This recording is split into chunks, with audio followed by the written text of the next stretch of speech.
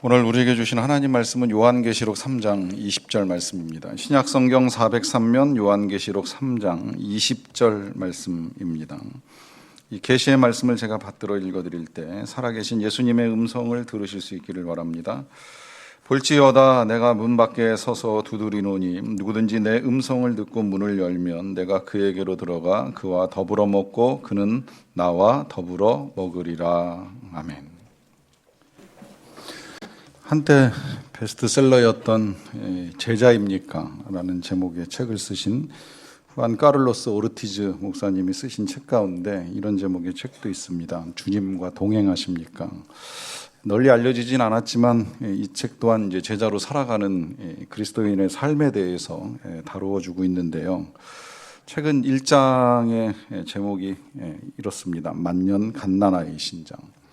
수년 동안 혹은 수십 년 동안 이제 교회를 다니고 또 설교를 꼬박꼬박 들으면서도 변화되지 아니하는 이제 당시 교회의 모습을 진단하는 겁니다. 예수님은 우리를 십자가의 군병이라고 부르셨는데 이번 표현대로 하면 군대라기보다는 교회가 신생아들로 가득 찬 산부인과 병원이 아닌가 하는 질문을 하는 거죠. 이 책이 1990년경에 출판이 되었고요. 그리고 지금 한 30년의 세월이 흘렀습니다. 그 세월이 흐른 지금 이제 어떠한가 하는 생각을 해보는 거예요. 사실 군대도 많이 변했죠. 요새 군대를 군대 같지 않다 이런 말 많이 하잖아요. 이걸 제가 잘못 말하면 뭐 진짜 또 꼰대 같은 소리가 될 수 있다고 들을 수도 있는데 갓 제대한 조카가 그러더라고요.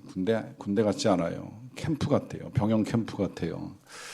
현실적으로 본인이 몸담고 있다가 이제 나와서 느낀 경험을 가지고 이야기합니다.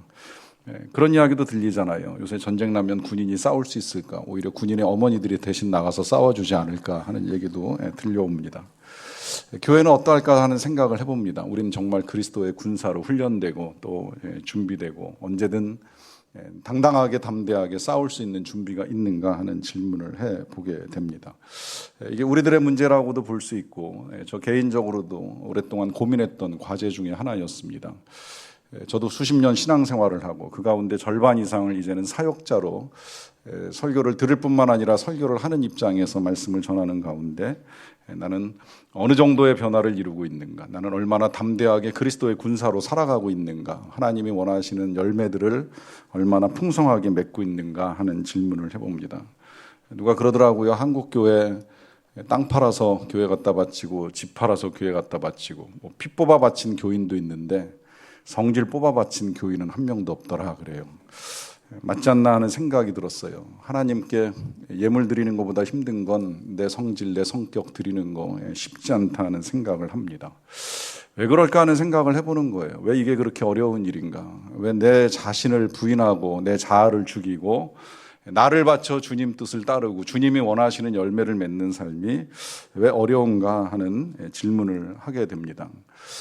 지식이 부족해서일까? 성경을 알지 못하고 하나님을 알지 못하기 때문에 이런 일들이 일어나는 것일까? 물론 우리 신앙의 연륜이 짧은데 하루아침에 많은 것을 우리가 해야 된다라고 생각하지 않습니다. 또 하나님이 원하시는 건 그야말로 우리가 뭘 당장 드러나는 결과를 내고 열심을 내고 하는 것도 아니라고 하는 생각을 분명하게 합니다.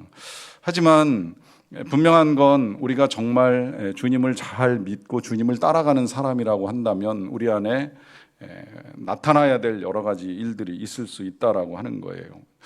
군사까지는 아니더라도 제자로 예수님을 따를 수 있는 것이고 또 청지기로서 우리에게 맡겨주신 일들을 하나님의 뜻에 따라 잘 다스려 나가는 일들을 할 수 있다고 하는 것입니다. 그러나 이 일들이 잘 되고 있지 않다라고 한다면 우리가 뭔가 잘못 알고 있거나 잘못 믿고 있는 일이 될 수 있다는 것입니다. 목회를 하면서 이 일이 참 고민이었어요. 목적이 잘못되었나? 비전이 잘못되었나? 가치가 잘못되었나? 잘못된 방향으로 가고 있는 건가? 하는 질문도 수없이 했습니다. 교회가 시작될 때 하나님이 주셨고 중간에 여러 가지 점검의 과정들을 통해서 이 방향이 틀리지는 않았다는 걸 주님이 분명히 가르쳐 주셨어요. 우린 목적대로 하나님께 경배하고 또 하나님께 기도하고 또 하나님을 자랑하며 하나님을 주인 삼고 살아가면 됩니다. 주신 비전대로 한 사람 한 사람 세워나가고 교회 세우고 선교사 세우고 다음 세대 우리의 자녀들 신앙 안에서 잘 세워 나가면 됩니다. 소중한 가치들대로 살아나가면 아름다운 열매들이 맺힐 것이라고 기대합니다. 거기에 주님이 한 가지를 더 깨닫게 해주셨어요. 그것은 우리가 실제적으로 주님과 동행을 해야 된다라고 하는 것입니다. 열매는 관계에서 나옵니다.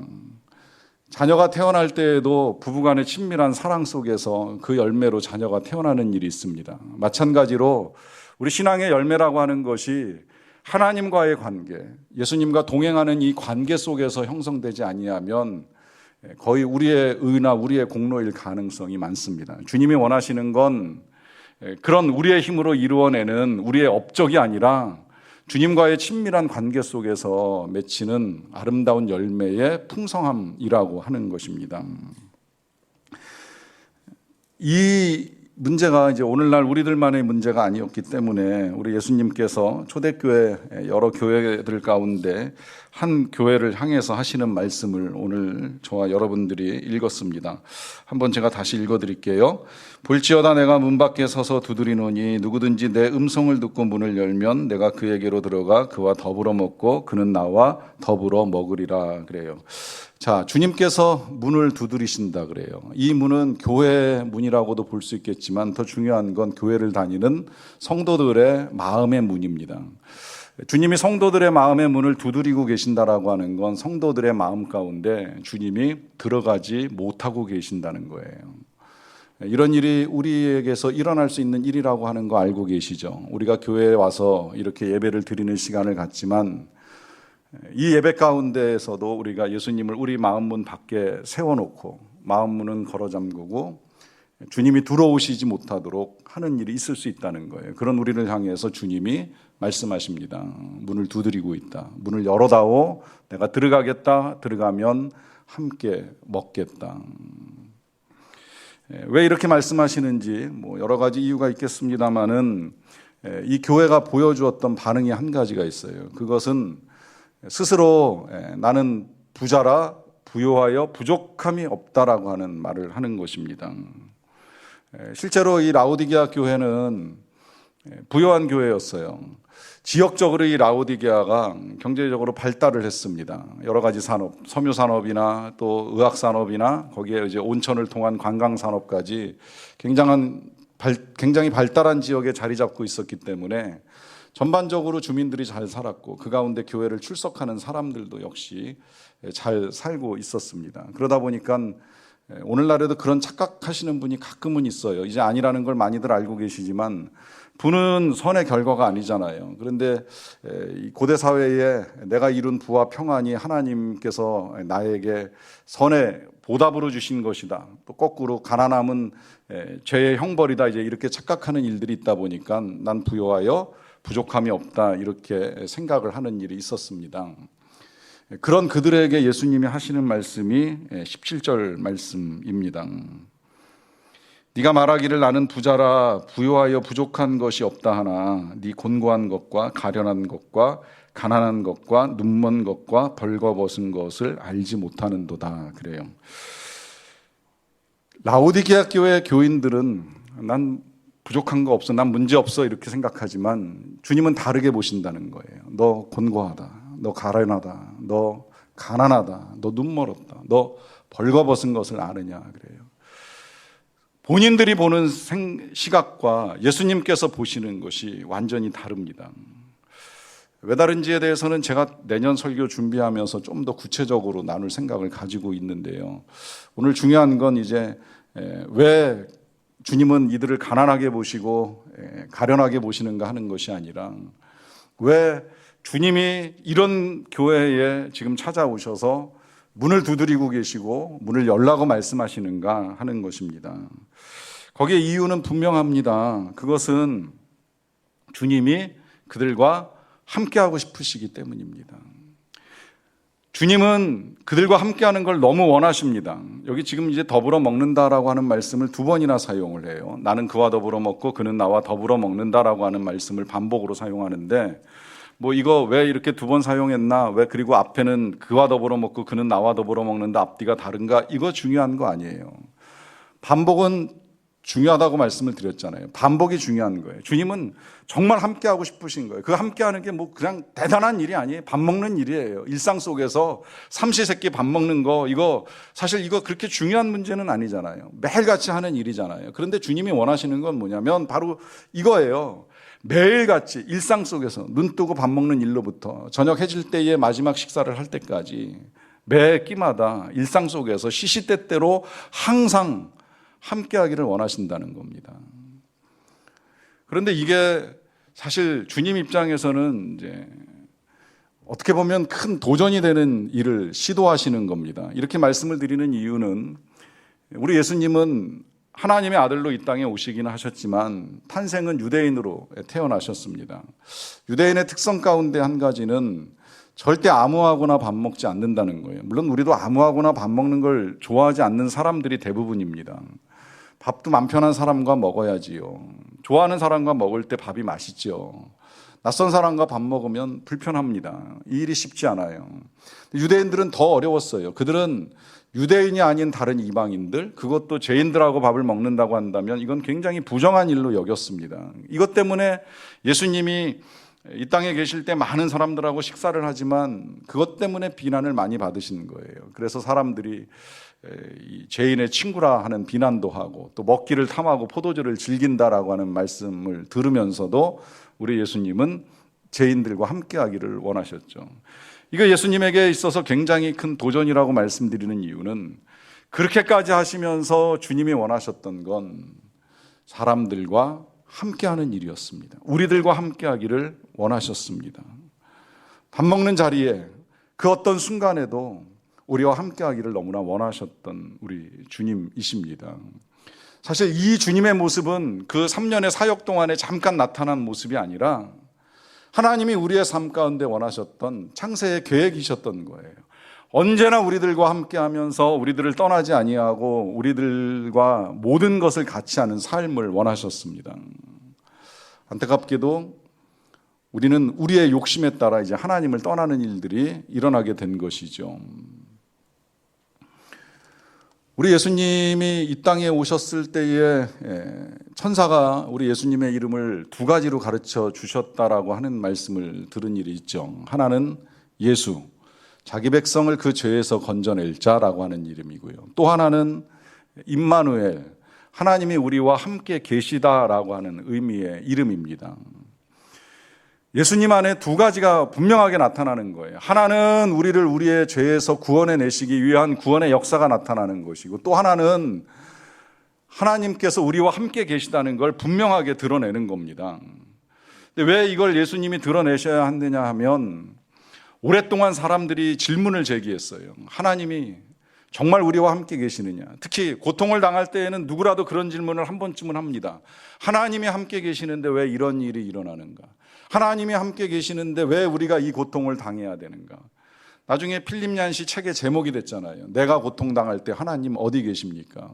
근데 이 질문이 필립 얀시만의 질문이 아니라 많은 시인들의 질문이고 선지자들의 질문이었어요. 예레미야나 혹은 하박국이나 혹은 다윗이나 이런 사람들이 성경 속에서 비슷한 질문을 다양하게 보여줍니다. 내가 지금 고통을 당하고 있는데 나의 하나님 어디 계시나이까? 라고 하는 질문을 하는 겁니다. 그 질문에 하나님이 여러 가지 경로를 통해서 답을 해주셨지만 최종적으로 해주신 답이 예수님이신 거예요. 예수님이 친히 오셔서 가난한 가정에 태어나심으로 가난한 자들의 친구이신 것을 보여주시고 병든 자들에게 찾아가 만나주시고 고쳐주시면서 그들과 함께 계신 것을 보여주시고 귀신 들리고 두려워 떠는 자들에게 찾아가셔서 쫓아내시고 도와주시면서 그들과 함께 계시는 것을 보여주시는 거예요. 특히 외로운 사람, 삭개와 같이 친구 없이 살던 사람에게도 찾아가셔서 친구가 되어주시고 괴롭고 힘든 사람이라면 특히 초상당하여 슬픔 가운데 놓인 홀로 된 여인까지라도 찾아가서 도와주시며 하나님이 어떻게 우리와 함께 계시는지를 분명하게 눈으로 볼 수 있게 해 주셨습니다. 하나님은 우리와 함께 계십니다.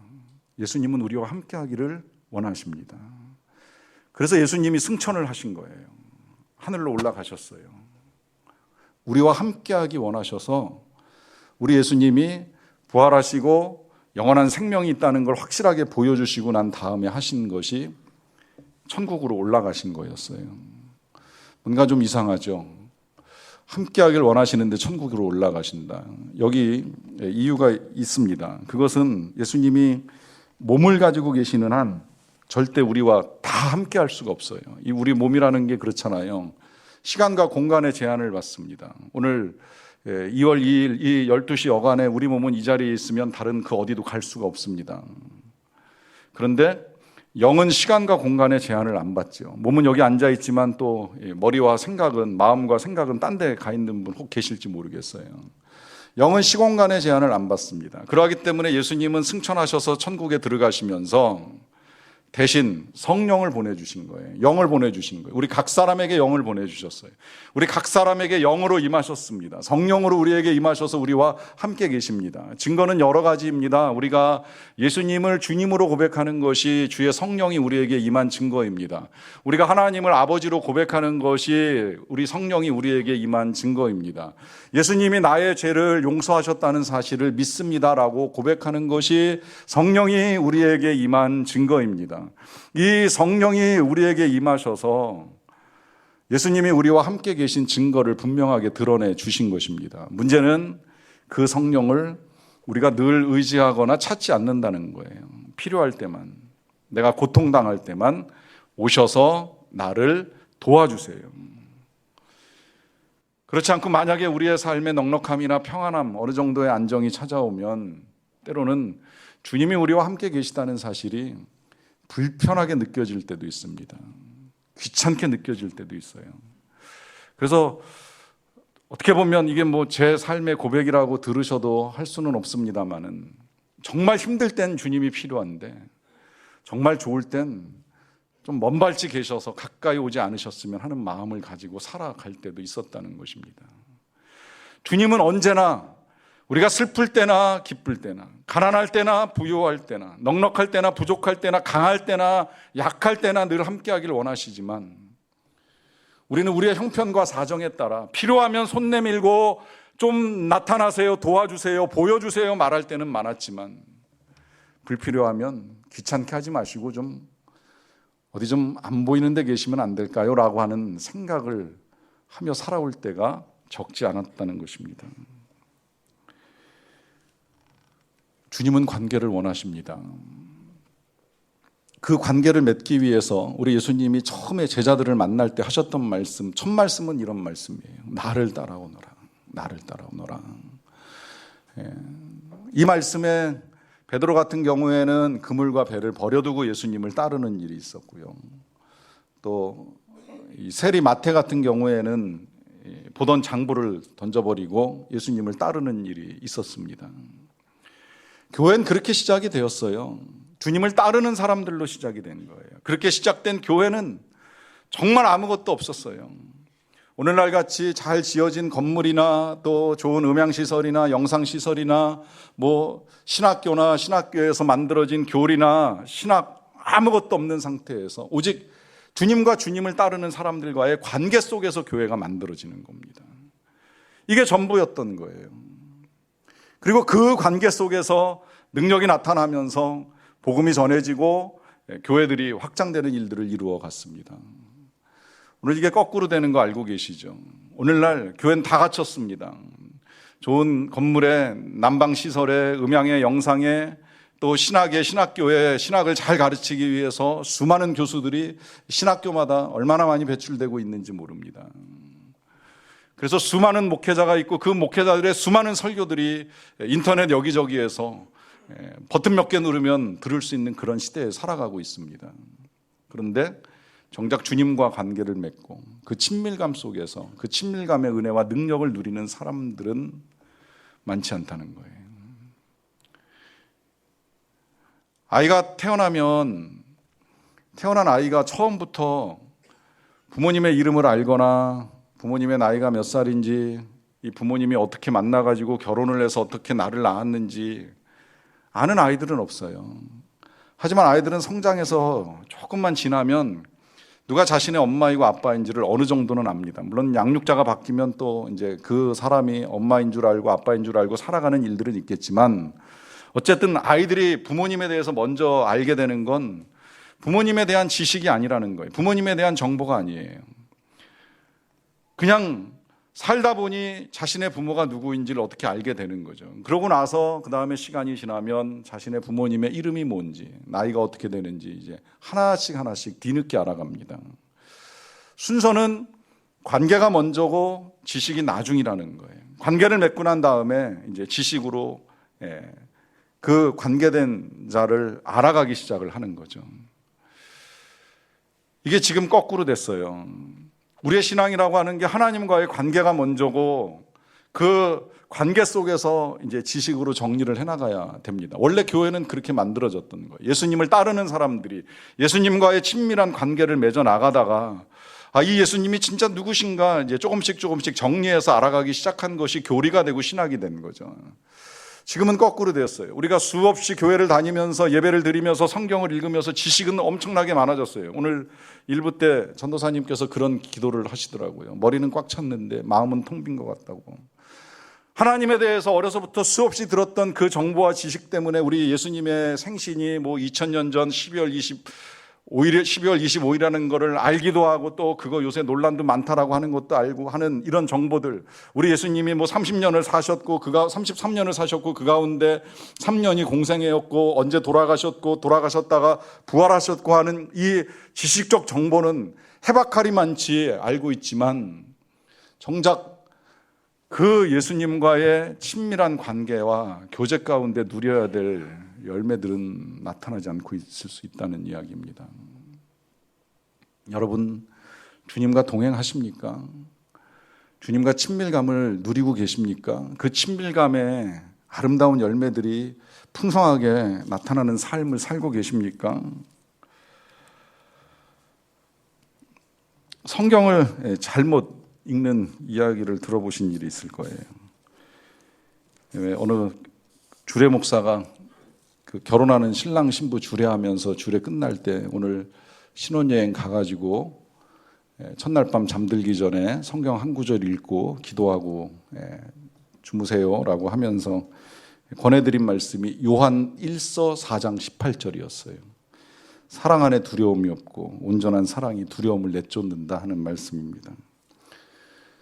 서가지고 들었으니까 제대로 듣고 기억할 리가 없잖아요. 결혼식 날 더군다나 주례 목사 말씀이 머릿속에 제대로 들어오지도 않죠.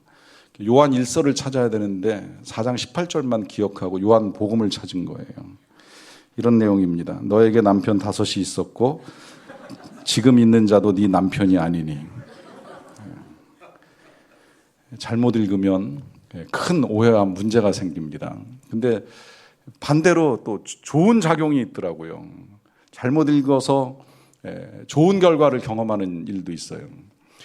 복음 중에 복음, 성경 중에 성경 몇 장 몇 절이에요? 요한복음 3장 16절. 다 아시죠? 하나님이 세상을 사랑하사 독생자를 주셨으니 이는 그를 믿는 자마다 멸망치 않고 영생을 얻게 하려 하심이라.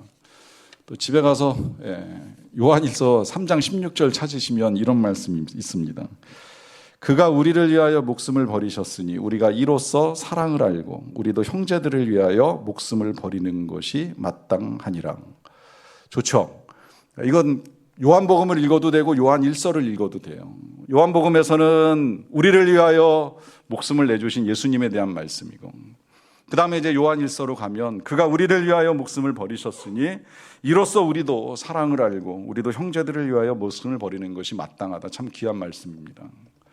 제가 이번에 설교 준비하다가 비슷한 일을 겪었어요. 계시록 3장 20절을 찾아야 되는데 요한복음 3장 20절을 찾아버린 거예요.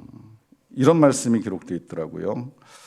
악을 행하는 자마다 빛을 미워하여 빛으로 오지 아니하나니 이는 그 행위가 드러날까 하며 진리를 따르는 자는 빛으로 오나니 이는 그 행위가 하나님 안에서 행한 것임을 나타내려 함이라 하시니라. 잘못 찾아 읽었는데 좋은 말씀, 필요한 말씀을 주님이 보게 해주셨다는 생각이 들더라고요. 악을 행하면 빛을 미워합니다.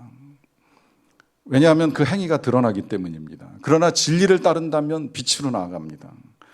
여러분, 여기서 이제 우리가 왜 주님과 동행하는 것을 어렵게 느끼는가 하는 것에 대한 답이 어느 정도 제시가 됩니다.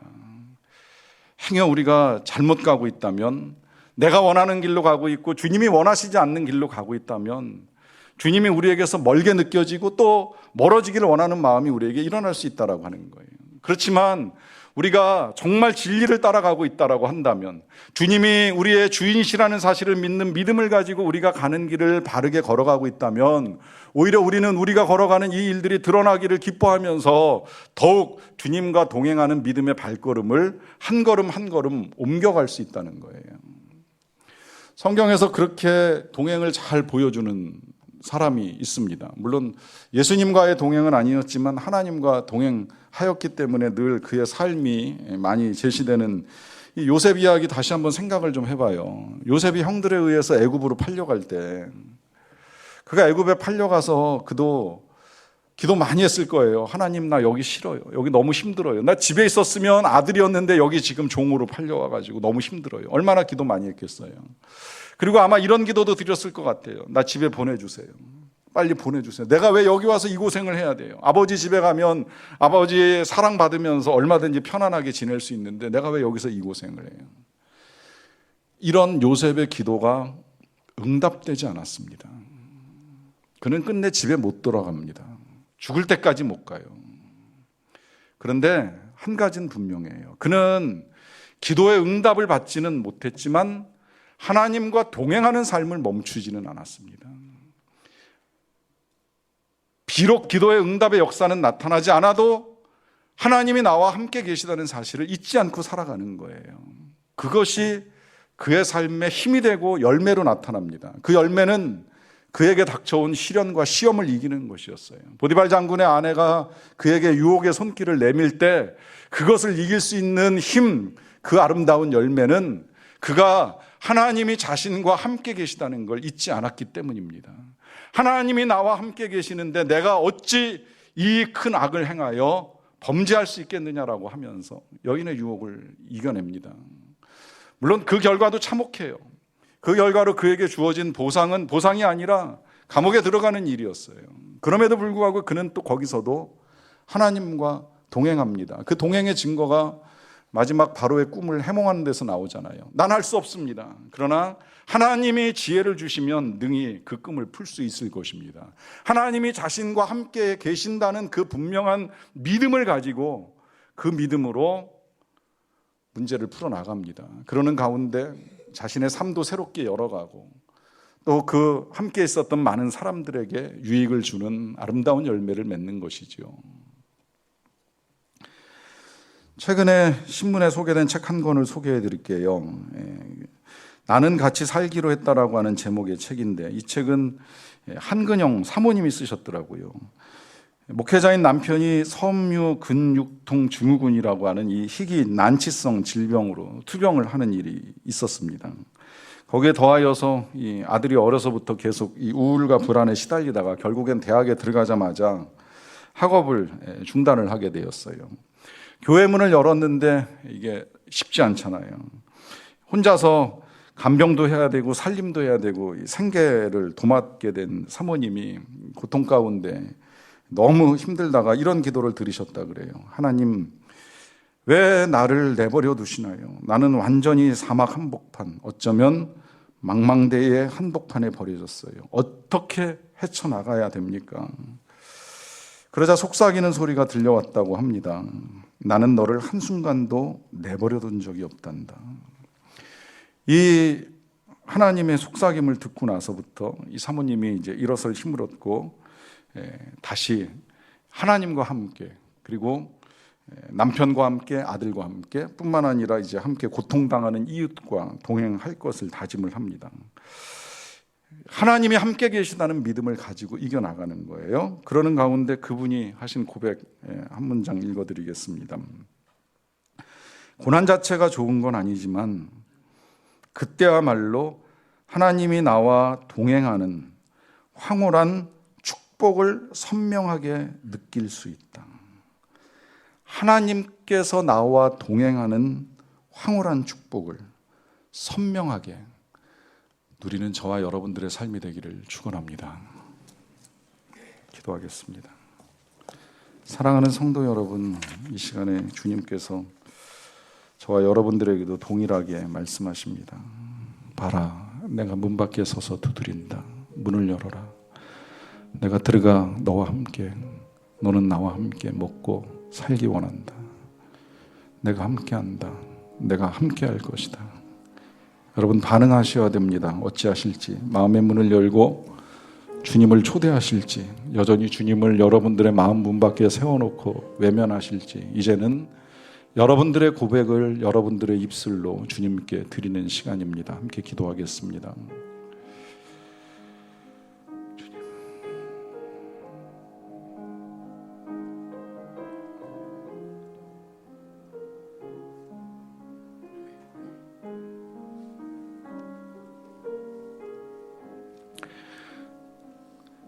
사랑의 주님, 우리가 주님을 믿는다고 또 예배를 드린다고 말씀을 듣는다고는 하였지만 정작 주님과 동행하지 못하였음을 고백합니다. 주님을 우리 마음 문 밖에 세워놓는 일도 많았고, 문을 두드려도 열어드리지 아니하며, 또 모셔도 우리 마음 한구석에 모심으로 필요할 때만 꺼내 쓰는 도구처럼 만들었음을 용서하여 주시옵소서. 주님이 주인이시고 주님이 다스려 주셔야 되는데 우리 마음대로 하고 싶은 욕심과 제약이 우리를 빛 대신 주님으로부터 멀어지게 하였음을 고백합니다. 이제 다시 마음을 열고 주님을 모십니다. 주님 자정하셔서 우리에게 왕이 되어 주시고 우리를 다스려 주시옵소서. 그래서 우리가 이 세상에 어떤 시련도 고난도 시험도 다 이기고 승리하는 삶을 사는 자들이 되게 하옵소서. 예수님의 이름으로 기도하옵나이다. 아멘. 다 같이